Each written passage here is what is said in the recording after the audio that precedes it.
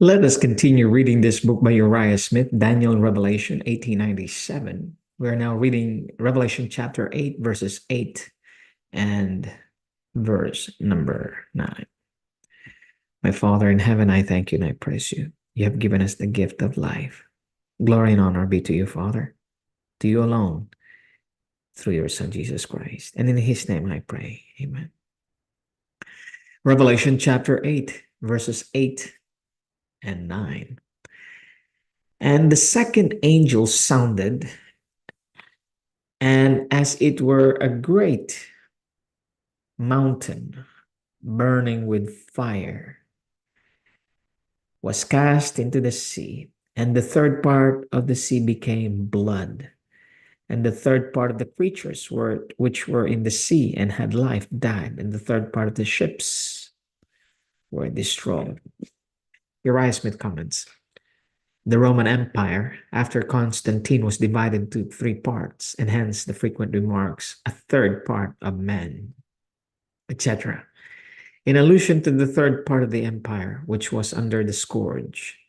This division of the Roman kingdom was made at the death of Constantine between his three sons, Constantius, Constantine II, and Constans. Constantius possessed the east and fixed his residence at Constantinople, the metropolis of the empire. Constantine II held Britain, Gaul, and Spain. Constant held Illyricum and Africa and Italy. See Sabine's Ecclesiastical History, page 155. This well-known historical fact, Eliot was, as quoted by Albert Barnes in his notes in Revelation 12:4 says, twice at least before the Roman Empire became divided permanently into the two parts, the Eastern and the Western, there was a tripartite division of the empire. The first occurred in AD 311, when it was divided between Constantine, Licinius, and Maximin. The other AD 337, the death of Constantine, when it was divided between his three sons, Constantine, Constans, and Constantius. The history illustrative of the sounding of the second trumpet evidently relates to the invasion and conquest of Africa and afterward of Italy by the terrible Genseric.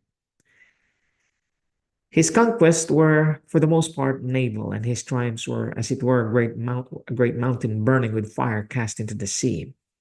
What figure would better or even so well illustrate the collision of navies and the general havoc of war on the maritime coasts? In explaining this trumpet, we are to look for some events which will have a particular bearing on the commercial world. The symbol used naturally leads us to look for agitation and commotion. Nothing but a fierce maritime warfare would fulfill the prediction. If the sounding of the first four trumpets relates to four remarkable events which contributed to the downfall of the Roman Empire, and the first trumpet refers to the ravages of the Goths under the Alaric, in this we naturally look for the next succeeding act of invasion which shook the Roman power and conduced to its fall. The next great invasion was that of the terrible Genseric at the head of the Vandals. His career occurred during the years of AD 428-468. This great Vandal chief had his headquarters in Africa, but as given states, the discovery and conquest of the black nations in Africa that might dwell beneath the torrid zone could not tempt the rational ambition of Genseric. But he cast his eyes toward the sea. He resolved to create a naval power, and his bold resolution was executed with steady and active perseverance. From the port of Carthage, he repeatedly made piratical sallies and preyed on the Roman commerce and waged war with that empire. To cope with this sea monarch, the Roman Emperor Majorian made extensive naval preparations. 300 long galleys with an adequate proportion of transports and smaller vessels were collected in the secure and capacious harbor of Cartagena in Spain, but Genseric was saved from impending inevitable ruin by the treachery of some powerful subjects, envious of or apprehensive of their master's success. Guided by their secret intelligence, he surprised the unguarded fleet in the Bay of Cartagena. Many of the ships were sunk, taken, or burned, and the preparations of 3 years were destroyed in a single day. We'll read the next paragraph the next time. May God our Father bless you and He send me gracious to you now